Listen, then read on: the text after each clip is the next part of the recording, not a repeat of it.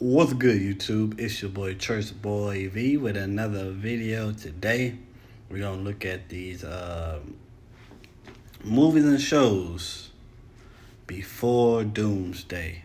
Now, about a day or two ago, the Avengers Doomsday trailer came out. It was fire. I ain't react to it on this channel because I've seen it too many times, seen it like 4 times, and I don't wanna give a fake reaction. So I'm like, I ain't gonna put on the channel. Just gonna see if it's another trailer. If it's like another trailer that come out, I'll react to it then. But this first trailer for it, ain't gonna react to it. I already seen it a couple times. So this video is supposed to be leading up to Doomsday. So from the movies to the shows that MCU already have put out so far, this supposed to lead up to Doomsday. This might be a part 1 to part 2 series. I gotta find the rest of the video because I thought it would show all the shows, but it didn't show everything. So I gotta find that specific video to see where it left off at. So let's get into it. Let's see the chronological order of every movie and show that connects and leads to Doomsday. And that's gonna be a good movie. Hopefully, for the MCU's sake, it'd be good. Watch them in order, and a single thread runs through almost all of it. That thread starts with the blip. When Thanos snapped his fingers in Infinity War, half of all life vanished. 5 years later, the surviving Avengers reversed it, but the people who came back didn't experience 5 years. For them, no time passed at all. Families had grieved and moved on. Kids had grown into adults. The world had to figure out how to live with 2 timelines of grief happening at once. That single event, quiet, easy to skim past, turns out to be one of the most important dominoes in the entire saga, because the sheer amount of life energy returning to Earth all at once had consequences nobody saw coming yet. WandaVision picked up the emotional wreckage first, 3 weeks after Endgame. Wanda Maximoff lost Vision in Infinity War and never got to grieve him. Vision's death wasn't even undone by the blip, because he died before it happened. So Wanda built a fantasy instead. Using a power even she didn't fully understand, she trapped an entire New Jersey town called Westview inside a sitcom-style illusion, casting herself and a recreated Vision as a happy suburban couple. The show wasn't just a grief metaphor, it was an origin story. It revealed Wanda as the Scarlet Witch, a being of near limitless chaos magic, and introduced Agatha Harkness, a centuries-old witch posing as a nosy neighbor. That combination, immense power plus unprocessed trauma, is the exact engine that drives Wanda's much sharper turn a year later. Around the same time, the Falcon and the Winter Soldier picked up Sam Wilson's arc. Steve Rogers had handed him the shield in Endgame, but Sam wasn't sure he'd earned it. A hesitation rooted partly in the show's honest examination of what it means for a black man to carry a symbol built by, and for, a very different America.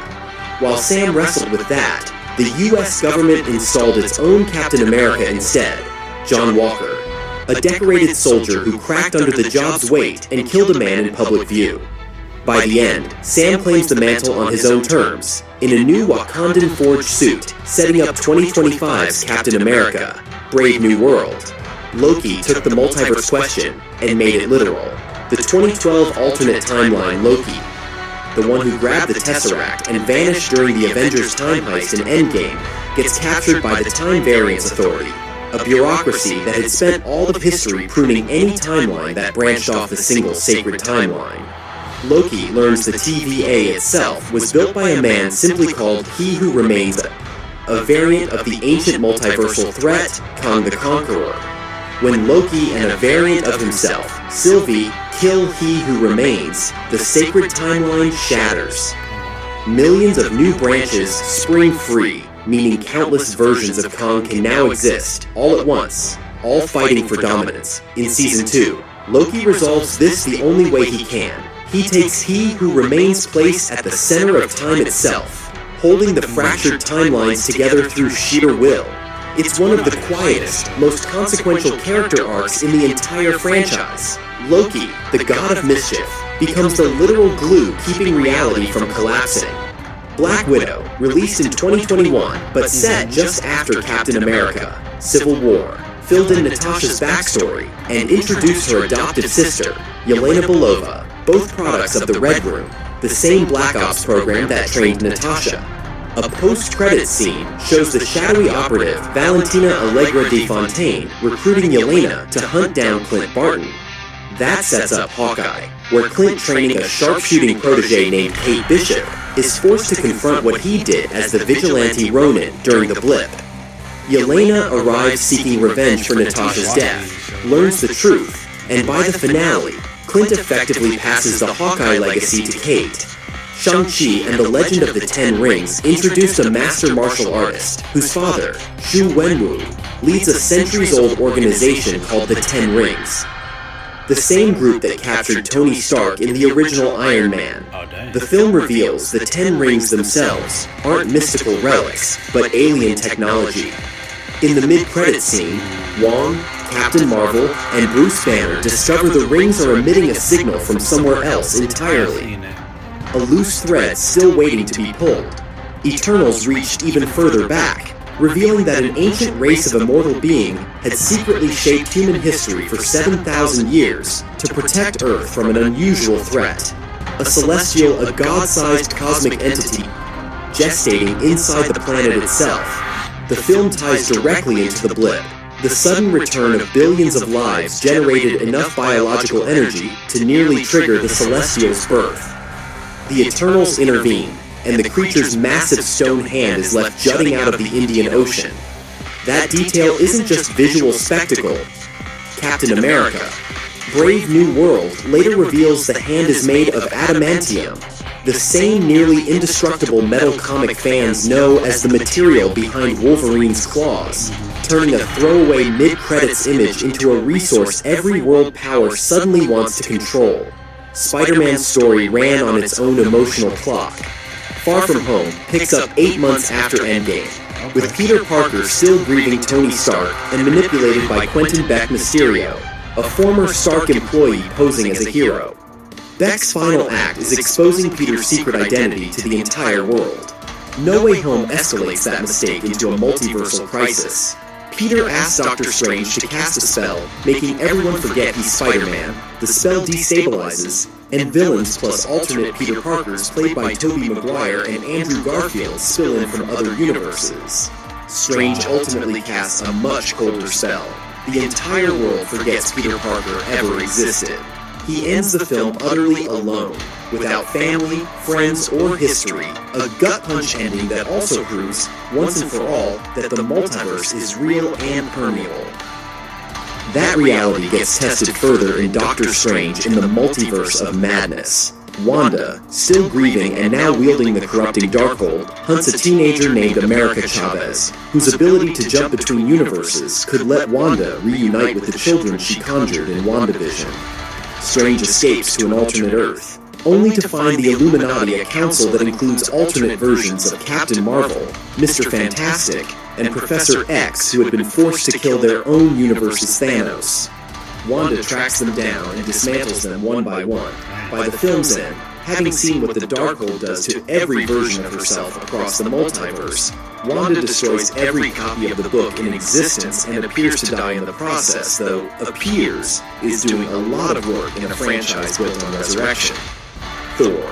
Love and Thunder shifts the tone, following Thor briefly with the Guardians of the Galaxy before he returns to confront Gore the God Butcher.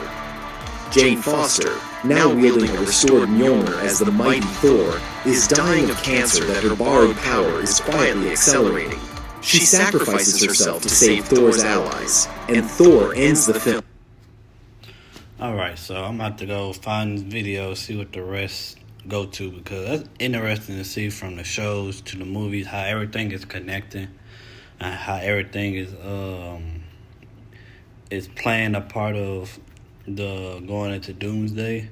And I wonder, because they ain't showing the trailer, I wonder if Spider-Man gonna be in Doomsday, because he is like, Spider-Man do play a part in the multiverse, but I wonder would it be the same as Doomsday and Loki, because in the comic book, in one of the Doomsday comic books, he sees that that each different multiverse, like, they collide, but he wants to put different multiverse on one realm, like one Earth, with all the different multiverse, and he become like the king and the conqueror of the multiverse to control everything, like make everything safe and stuff like that. So I wonder if they gonna tap into that side of Doctor Doom, or how they gonna do that, because they're gonna be interesting. And then I wonder if Doctor Strange will be in this Doomsday, but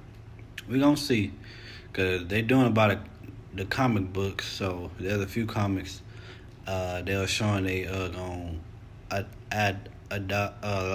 adapt in this movie, and depending on which Doctor Doom they gonna do, gonna be tough.